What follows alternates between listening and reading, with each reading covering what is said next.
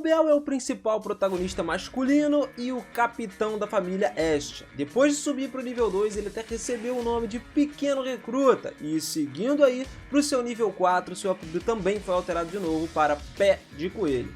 Mas até onde será que ele é capaz de subir? Será que ele consegue atingir o nível mais alto aí e se tornar o mais forte de todos? Qual será que é a dimensão do poder do Bel? Vem comigo que hoje eu vou te explicar tudo isso aqui nesse vídeo.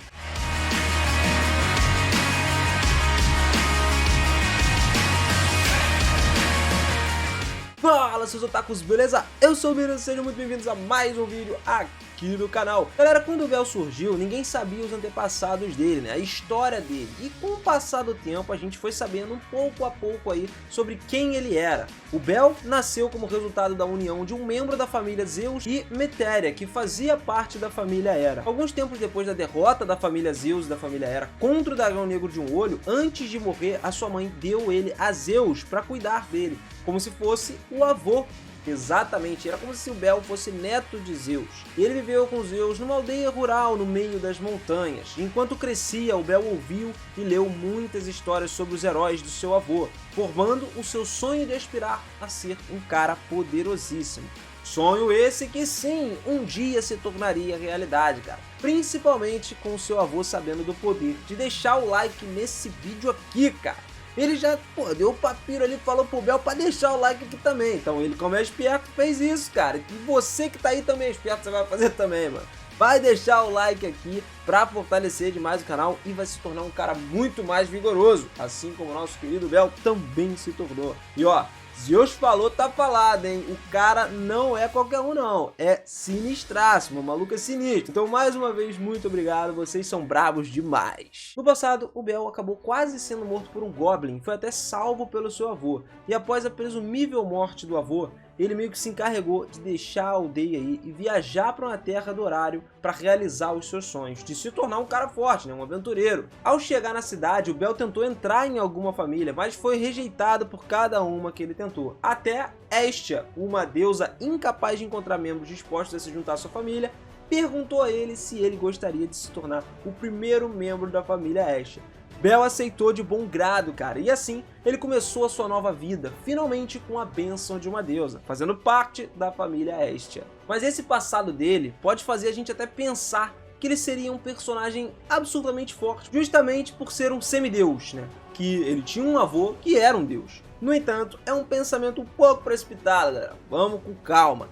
Bel não é um semideus, porque ele não está diretamente relacionado com Zeus. Além disso, os deuses e espíritos de Damate são incapazes de conceder filhos, tornando impossível o nascimento de um semideus. Desde o começo foi declarado explicitamente que em Damate que os deuses e humanos não podem ter filhos juntos. No entanto, algumas pessoas ainda argumentam que a regra criada na série é sempre mudada, né? São sempre quebradas ao longo da história. E possivelmente podia ser que uma deusa deu a luz ao Bel e tudo mais, resultando assim nos semideuses. Além disso, como seu avô é Zeus, eles acreditam que a possibilidade do Bel ser um filho de Deus é ainda maior, só que isso não é exatamente desse jeito. Bel, infelizmente, não é um semideus. O seu relacionamento com Zeus é adotivo, galera, não é direto, o que significa que eles não são biologicamente relacionados, não têm o mesmo sangue.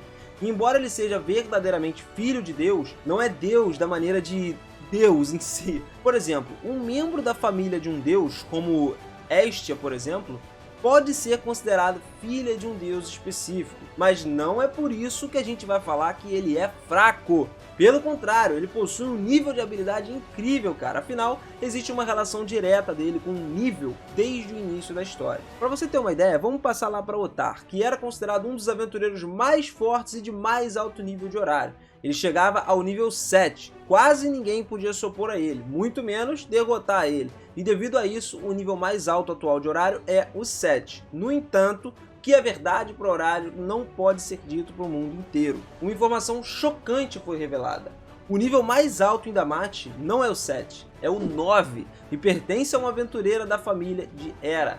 O dragão negro de um olho só é o monstro mais forte de Damate, sendo que foi o que derrotou a família de Zeus e Hera. Então, relativamente, o nível 9 não conseguiria derrotá-lo. Até mesmo personagens mais fortes, como o caso do Albert, só conseguiram ferir o olho antes de morrer. Então para lutar contra esse monstro, o Bell precisava ficar mais forte do que nunca, cara. No final, ele precisaria alcançar o nível 10, que é um nível inexistente, e se tornar o aventureiro mais forte de Damath, já que nem mesmo os aventureiros nível 8 e 9 são capazes de derrotar o dragão negro de um olho só.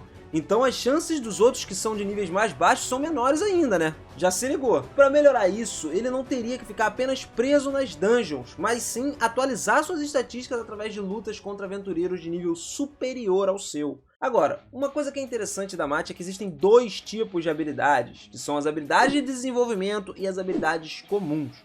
As habilidades de desenvolvimento são habilidades específicas que têm uma chance de aparecer a cada nível acima a partir do nível 2. Cada vez que você upa, você tem a chance de receber essa habilidade. Isso do nível 2 para cima. Elas são diferentes das habilidades básicas, no sentido de que são características especializadas em cada uma ali, né? Meio que elas têm áreas diferentes e são específicas em cada área. Também existe uma chance de não aparecer essa habilidade na classificação superior ou aparecer várias para você escolher. O Bell é um belo exemplo de como escolher entre várias habilidades de desenvolvimento. E assim como as habilidades básicas, as habilidades de desenvolvimento também são categorizadas de IAS. No entanto, elas são muito mais difíceis de se treinar e não são refinadas para ir a cada nova classificação. Além disso, as habilidades de desenvolvimento também podem melhorar durante uma atualização de status normal. O Bell, por exemplo, possui a resistência anormal, que permite a ele anular os efeitos de anomalias como casos de venenos, e no rank G ela pode chegar a negar praticamente qualquer coisa. Para você ter uma noção, essa habilidade ela é facilmente obtida logo no início da história, quando ele é exposto ao veneno da mariposa roxa. Também possui a sorte, que no caso é uma habilidade de desenvolvimento rara que o Bell escolheu, e ele escolheu justamente quando atingiu o nível 2. É uma habilidade sem precedente, já que Eina não tinha ouvido falar dela, mesmo sendo um membro da guilda. A Estia afirma que é quase como se fosse uma proteção divina. No geral, ela melhora a sorte dele, principalmente para encontrar recursos em calabouços e receber drops mais frequentes, além dele também conseguir ganhar repetidas vezes no cassino. Exatamente, cara. Cassandra acredita que a sua sorte é o que lhe permite acreditar nas suas proficiências. E por fim ele tem o escape, que aumenta a velocidade do Bell ao fugir. Bell obteve esse no nível 4 depois de todas as corridas que ele fez, sendo perseguido por inimigos desde o nível 1. Então o cara meio que só corria e liberou essa habilidade. Agora, voltando mais para as habilidades normais, elas são habilidades inerentes que podem ser descobertas por aqueles que receberam uma fauna. Ao contrário das habilidades de desenvolvimento, as habilidades normais podem aparecer independentemente do nível que você tiver. Elas podem meio que corrigir e fortalecer as habilidades básicas e específicas que você tem, no caso de magias e ações também. A chance de descobrir uma habilidade considerada rara, ou então habilidades com efeitos que ninguém mais possui, são consideradas habilidades raras também. As habilidades podem ser descobertas durante a subida de nível ou por meio de outros métodos, como a gente já falou, como o caso da Forja. Exatamente, se libera habilidades através de trabalhos, entre aspas, que você faz, como no caso de MMOs e RPGs. Algumas habilidades podem ter variações, como Tione e Berserk da Tione. Se um deus quiser, ele também pode decidir não adicionar a habilidade quando ela aparecer. Entretanto, aquelas que aparecem quando uma pessoa obtém uma fauna não podem ser rejeitadas, você tem que simplesmente aceitar. O Bell, por exemplo, possui a Liaris Freeze, a Argonauta e Ox Slayer. Cada uma das três são totalmente diferentes. A Liaris Freeze aumenta a velocidade de crescimento do Bell enquanto seus sentimentos duram. Ou seja, mais ou menos, a força de efeito está relacionada à força dos sentimentos do Bell. Como um efeito colateral, isso torna ele imune a certos tipos de amuletos. A habilidade também permite que ele ultrapasse o limite das suas habilidades, tendo estatísticas de classificações Double S ou Triple S em todos os níveis anteriores. Devido a isso, ele tem um poder acima do seu nível, prova de que, apesar dele ser um novo nível 4, ele foi capaz de dominar facilmente os Mosshugg, monstro que a Asha, apesar de receber um aumento de nível e ter um poder em nível 5, disse que seria difícil de derrotar, cara. Já a Argonauta permite que ele tenha uma cobrança por ação ativa, ele requer 4 minutos, que anteriormente eram 3 minutos, até ele atingir o nível 4, para poder ter uma carga completa, e pode soar como um pequeno sino ou um grande sino destino, dependendo da necessidade energética ali. Essa habilidade pode ser usada para fortalecer ataques que se originam dele ou para ajudá-lo a se mover mais rápido, mas os efeitos se dissiparão quando ele for atacado ou se caso ele perder o foco. Tem que estar sempre mantendo o foco nessa habilidade. Além disso, usar a habilidade também danifica tudo que ele está carregando como recurso, destruindo armas e depois do uso também causando ferimentos graves na mão dele, principalmente quando ele usou para socar o Dix lá, que mostra pra gente que o dano é considerado pior quanto mais tempo que a habilidade carrega. Se você deixar muito tempo, cara, isso aí talvez possa ser até fatal. Ele ganhou o Argonauta quando ele subiu para o nível 2, por causa do seu desejo de se tornar um herói. Então ele tornou-se capaz de usar o Argonauta enquanto se movia depois de um tempo da história, uma façanha que antes ele era incapaz de fazer. E depois da sua derrota para Asterios, Bell começou a fazer experimentos com o Argonauta para poder subir o seu nível para usar uma nova aplicação de aspectos de focos da habilidade, referindo-se a ela como carga dupla, permitindo que ele carregue 2 ataques ao mesmo tempo em vez de um usual, que gerou também uma nova técnica chamada de Argo Vesta. Ele primeiro lança Firebolt na faca de Ash, então usa Argonaut em ambos para carregá-lo de uma vez, cercando-os com partículas de luz. E devido a essa habilidade, a magia envolve a lâmina toda e se espalha, tornando uma lâmina tão grossa quanto uma espada e tão longa quanto uma espada curta.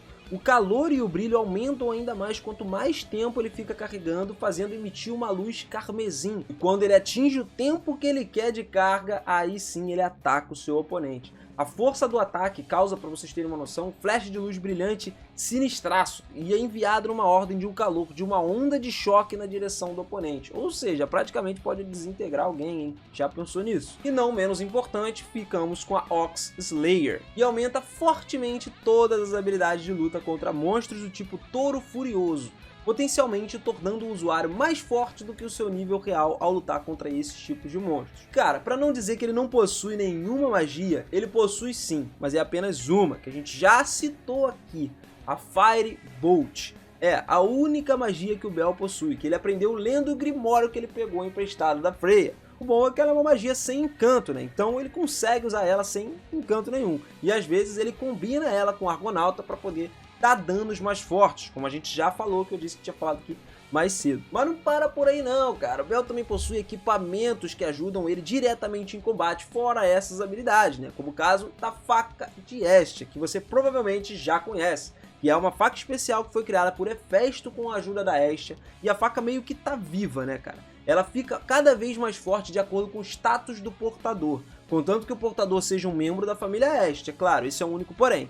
E a arma também é construída de mirtil, tornando-a capaz de conduzir magia, mano. Exato, existem hieróglifos escritos na própria lâmina e lá foi forjado com cabelo de cor de Hestia. Ou seja, ela é capaz de resistir a Argonauta e Argovesta sem quebrar, mano, sem problema nenhum. Hakugen. O Hakugen é uma faca longa que foi criada por um elfo. Possui uma lâmina branca de 35 centímetros mais ou menos, feita de chifre de unicórnio, e também pode ser usada para dissipar certos venenos. A armadura que ele possui atualmente é a Pion Kit MK5, tá? A Pion Kit MK5 é o último da série de armaduras Pion Kit que ele tem. Ela foi forjada por Elf Crozo. Mais tarde, ele ainda substitui o Rubi em um protetor de braço que permite enviar e receber aí comunicações ou imagens através de um cristal de Hestia. Lã de Salamandra. A Lã Salamandra é um pano vermelho imbuído com o poder de uma salamandra, dando a ele uma proteção contra ataques baseados no fogo.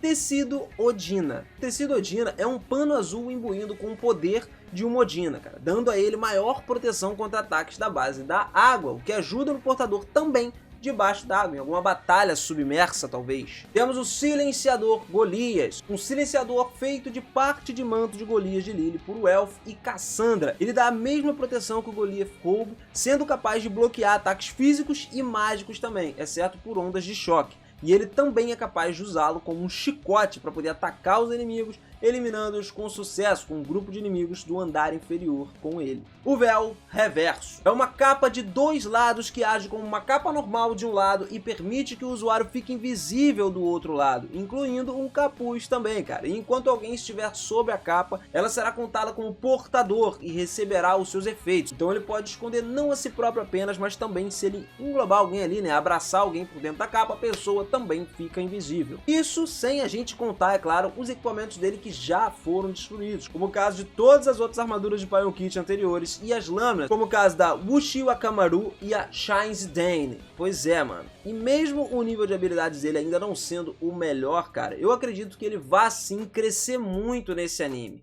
Mas e você? Você acredita que isso vai acontecer? Você gostaria de ver ele lá no topo, sendo o cara mais forte de Damacy, o mais poderoso? Deixa aí embaixo nos comentários pra gente saber e trocar essa ideia sobre Dungeon in the Eye. E é claro, se você quiser saber mais sobre esse anime, sobre essa obra no geral, se inscreve aqui do lado, cara. Aperta aí e ativa o sininho, mano. Se liga no que eu tô te falando, cara. Aqui a gente traz muita informação e muita curiosidade que eu tenho certeza que você não vai querer ficar de fora, mano. Então, não esquece. Like, inscrição e sininho ativado pra fechar com chave de ouro. Tamo junto sempre, galera. Um grande abraço sinistro no coração de vocês. Obrigado por isso tudo. Até a próxima e fui!